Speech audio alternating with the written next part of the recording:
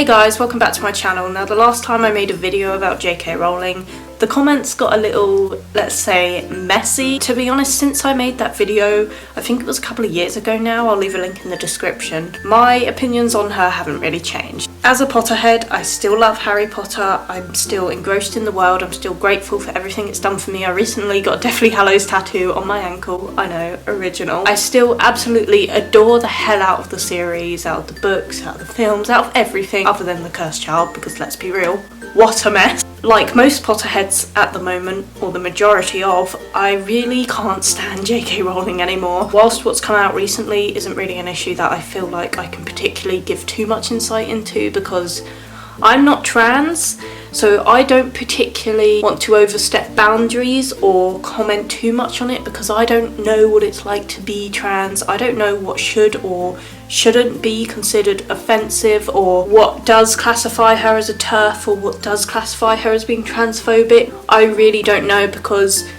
I am a cis white woman. I know nothing about being trans.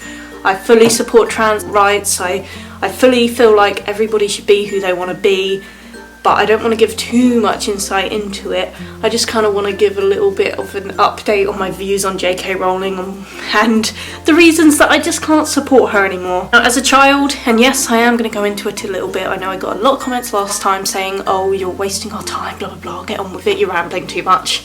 But as a child, I idolised the hell out of K Rowling, and I'm sure a lot of you did. However, things started to go very downhill once she started to tweet facts about the franchise that weren't canon and were not in the books, and I still don't consider canon. Then she released The Cursed Child, and that was a whole thing. It just was like a poorly written fan fiction. It was awful. I don't know about the play, of course, I've never gone to see it. But to be honest, I would happily burn my copy of that book. Never read it again after reading it once. Completely ruined everything for me. That is only scraping the surface of my issues with K Rowling, is the fact that she's ruining the Harry Potter franchise. I feel like she tries to renew the franchise as soon as people start to move on from it, which no one ever really does. Harry Potter is still legendary, you know. I feel like she's constantly trying to make the series relevant again by releasing new facts that she'd already planned and that she didn't write in the books for whatever reason, but for some reason she feels the need to add on to it now. And that's not how writing works. You cannot add things into your writing. Just because you're the author doesn't mean you can do that. I think a book should be left alone once it's written and should be up to the reader's interpretation. A good author doesn't give away all their secrets and doesn't keep adding facts in that just simply isn't in the context of the book. You can't just keep adding things like, oh, Dumbledore's gay and this and that, when there's absolutely no hint of it anywhere in your writing. Otherwise it just comes across as you trying to get brownie points for being woke. I'm not so sure she's trying to get woke points anymore. Don't get me wrong, I agree completely and utterly with freedom of speech, and I think she should be allowed to say whatever is on her mind. Just because she's a public figure and a role model for people doesn't mean that she isn't able to express what she truly feels. What she might feel is the right opinion. I'm not saying that I agree with everything she says, because I most certainly do not, but she does technically have the right to freedom of speech. The only thing is, I don't particularly believe that she should be speaking up so much as a public figure about the trans community, because if I was in her shoes and I had as much power and wealth as she does and as much of a platform as she does and such a huge audience that I'm influencing, I would not want to be speaking up on trans rights in any kind of way other than saying, oh, I support them and all this. Because again, like I said at the start of this video, I don't know anything about the trans community. I am not affected by their struggles. I am not part of that minority.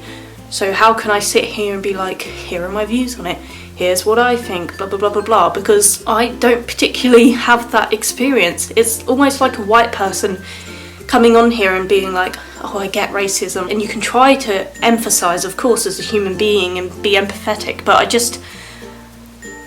you don't know what they're actually going through because you have not experienced it yourself. I'm all up for being allies of certain communities and stuff and showing your support. Of course, I think that's really important to have allies, but I don't think she should be speaking up as much as she is. This might be controversial, I don't know, but I just don't feel like she should be writing For example, she's writing a new book right now and it's called Troubled Blood, and for some reason it's under the alias of Robert Galbraith, which, if you don't know, J.K. Rowling made up Robert Galbraith a little while ago when she first started writing.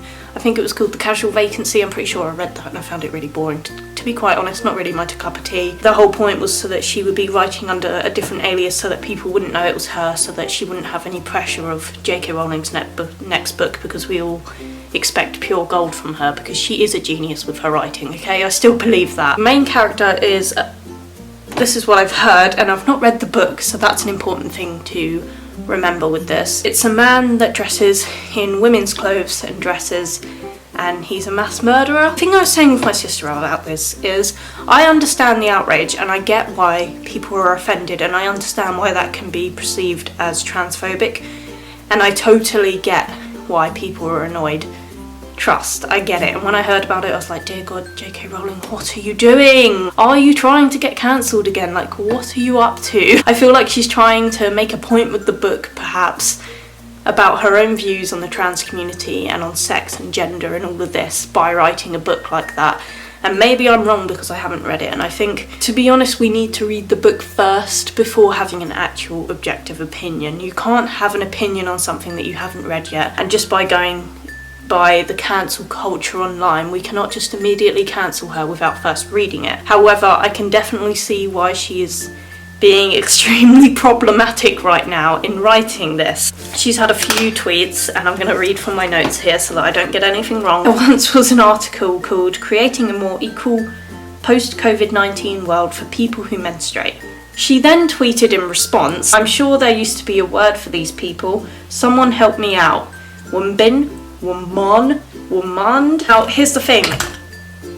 As someone with as much influence as she has, she should not be tweeting stuff like that. It's almost like she wants to get cancelled, and this is where I start to lose respect for her and I start to understand everybody's dislike towards her. She really shouldn't be tweeting stuff like that. This is why people have publicists and people who go over their tweets and stuff. These days, I'm going to be honest, you have to tread on eggshells with the things you're saying because you don't want to offend people. And it's not snowflake culture or anything like that. It's just that you do have to be careful these days because people are more woke and more understanding, and people fight for the rights of all human beings these days.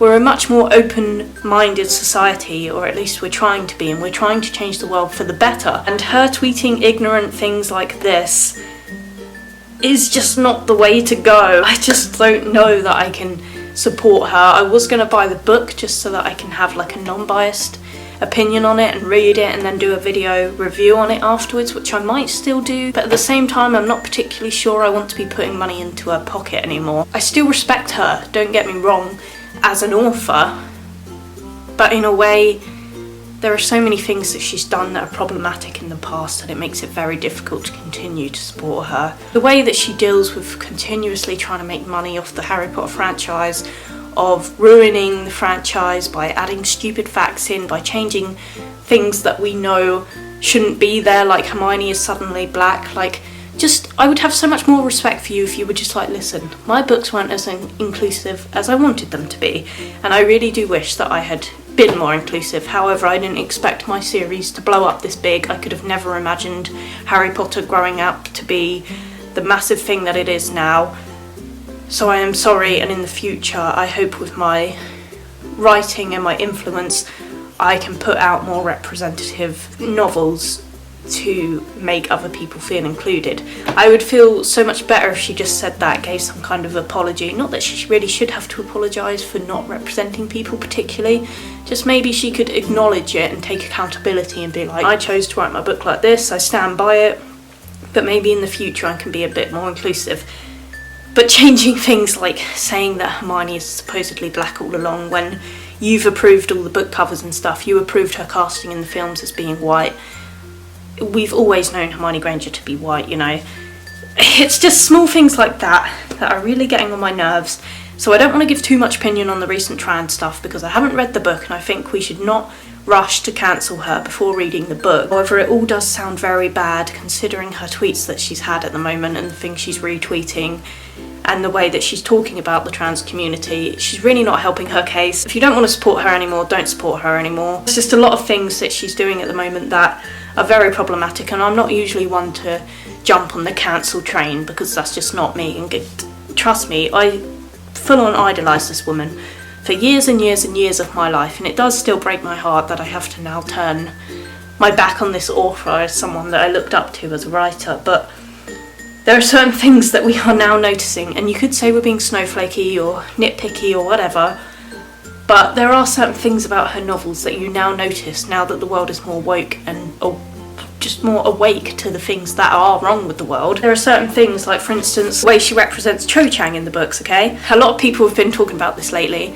and it's the way that Cho Chang is a stereotype pretty much, and she's sorted into Ravenclaw because of course, you know, of course she's going to be in Ravenclaw because she's super smart and academic and all of this. And you could say they're nitpicking, but when you add it on top of all of the other things that she's done and the other things that have come into question with J.K. Rowling, it just gives you an overall picture of the type of person she is. And while I don't know her in person, obviously, when you have such a massive platform, you need to be more careful. And I just feel like she's too...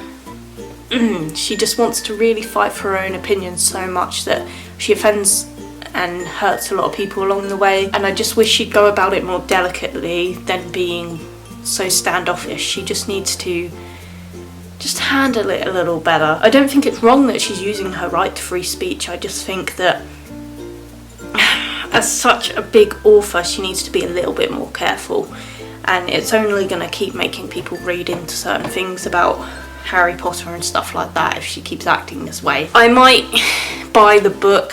Let me know if you want me to buy the new book. To be honest, when I last read a J.K. Rowling book that was under Robert Galbraith, I didn't enjoy it very much, and I was very let down by it. It just seemed like she was really out of her comfort zone. Like, I feel like she's more suited to just children's novels. I feel like that's what she's more suited towards. And don't get me wrong, I think Harry Potter was a literal masterpiece, I really do. I think that she planned it well. I think it's all written and executed really well. It seems really well and thought out. Like, certain things that are in the first book that tie into the last book, you can tell it's all planned out. Amazing to me. I think that's incredible.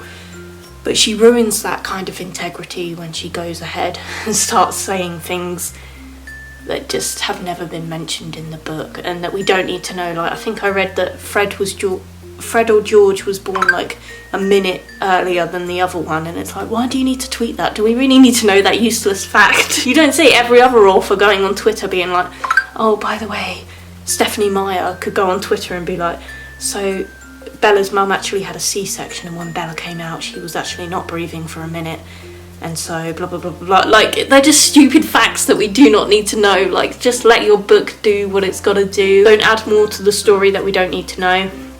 The glory of a book finishing and a book series finishing is that you can picture their future, and if you leave it open-ended enough, the fans can then continue that story in their head, which is why fan fictions about the Harry Potter world after the 7th book are a thing. Just don't need to expand on that and tell everyone what happens later. Like, oh god, I remember when she first made Pottermore and was making facts about Harry Potter and about everything going on afterwards, and at first I thought it was intriguing and I was like, oh yes, give me more of that content I need. The older I've gotten, the more I realise you should just leave it alone, because leaving it up to the reader's interpretation is such a great thing, because then no one knows what happens with Harry and Ginny in the future.